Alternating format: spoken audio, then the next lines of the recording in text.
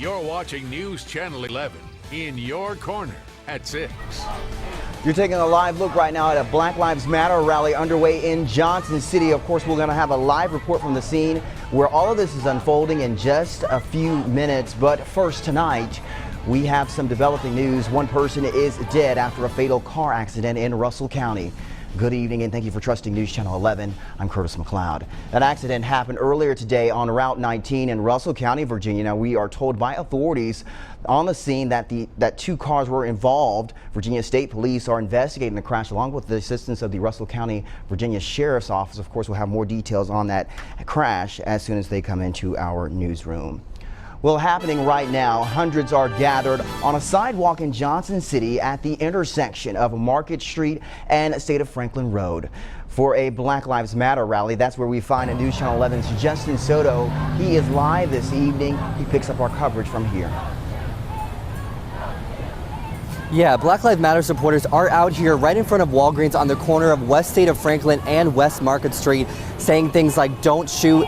They are in solidarity with the national movement that's going on around the country for the national Black Lives Matter movement. They're shouting all kinds of things saying "Don't shoot," and they want peace in our country.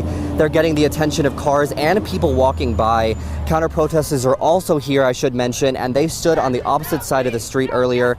I'm going to tell you about a woman that we met. Her name is Carol, and she says that she's out here due to discrimination she faced as a pastor of a church in Bluff City.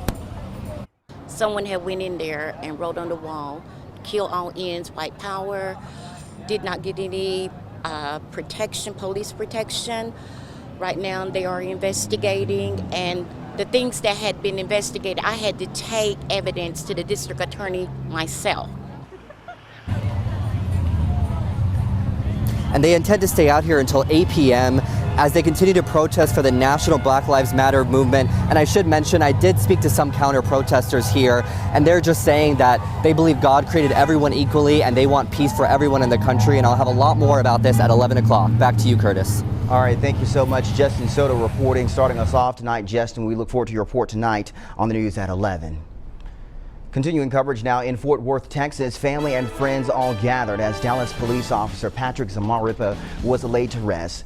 Zamarripa was one of the 5 officers gunned down following a peaceful protest in downtown Dallas earlier this month. The 32-year-old officer served 3 tours in Iraq as a petty officer second class with the U.S. Navy before joining the Dallas police force.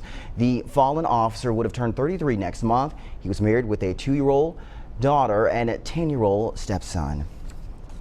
A Washington County, Virginia woman is behind bars after sparking an Amber Alert in Abingdon.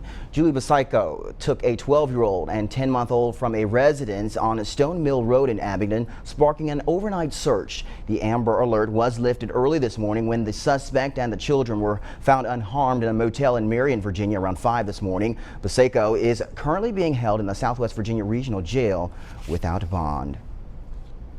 Police in Washington County, Virginia are investigating a domestic shooting that has left one man in critical condition tonight. Authorities in the sheriff's office tell us the shooting happened Friday night in Glade Springs when a 15-year-old shot a 58-year-old man with a rifle. Now, we're told the suspect is in custody while the victim is in the Bristol Regional Medical Center. 1 year ago today, a deadly terror attack in Chattanooga took the lives of 5 members of the military. Last year, on July 16th, a lone gunman identified by the FBI as a radicalized Muslim attacked 2 military sites, killing 4 Marines and 2 sailors. Now today, people around Tennessee remember the lives of Skip Wells, Carson Holmquist, Thomas Sullivan, and David Wyatt and Randall Smith. The city of Chattanooga is holding memorials today to honor those men. At the Riverwalk Pier Memorial are 5 flags and plaques for the victims. I don't think I've ever experienced anything like leaving the funeral and driving to the burial place and seeing so many Chattanoogans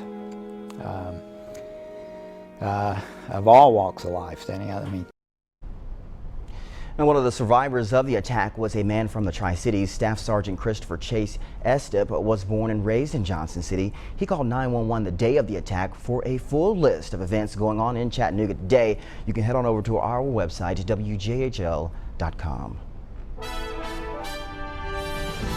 A coup attempt in Turkey has failed, but not before more than 250 people were killed. Now the nation's embattled president is vowing to crack down on the people behind the plot, and he wants the United States to extradite a controversial figure living in Pennsylvania. Brian Webb has more tonight. Thousands of people filled the streets of Turkey's capital city of Ankara Saturday, chanting support for their democratic government. The outpouring of emotion follows Friday's failed coup attempt led by a faction of the military using tanks, fighter jets, and gunfire. Istanbul's airport and major bridges were shut down, but Turkey's President Recep Erdogan urged people to rise up and fill the streets, and that's exactly what they did. Daylight showed the extensive damage, battered buildings, crushed cars, and bodies lying in the streets. Turkey's president says those responsible will pay a heavy price. The government has already arrested or fired thousands of troops and judges believed to be followers of cleric Fethullah Gulen.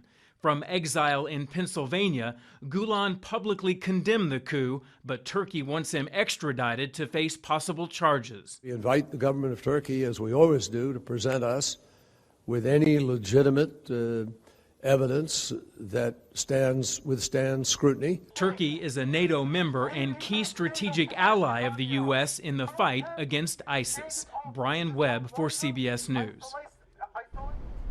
Tonight, ISIS is claiming it inspired the terrorist attack in Nice, France, that killed 84 people and injured over 200 more. French authorities have not indicated the attack was a part of a larger ISIS plot. 5 people have been taken into custody, including the suspect's ex-wife. Police shot and killed 31-year-old Mohammed Lehouja Bahula after he drove a truck into crowds, killing 84 people celebrating Bastille Day.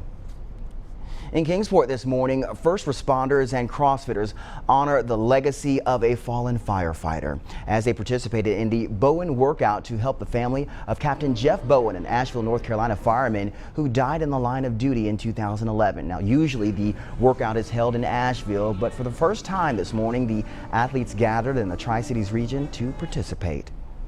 30 minutes of running in the heat and lifting some weight is nothing compared to what he went through. He made the ultimate sacrifice by getting killed in the line of duty, and it's the least that we can do to pay tribute to him.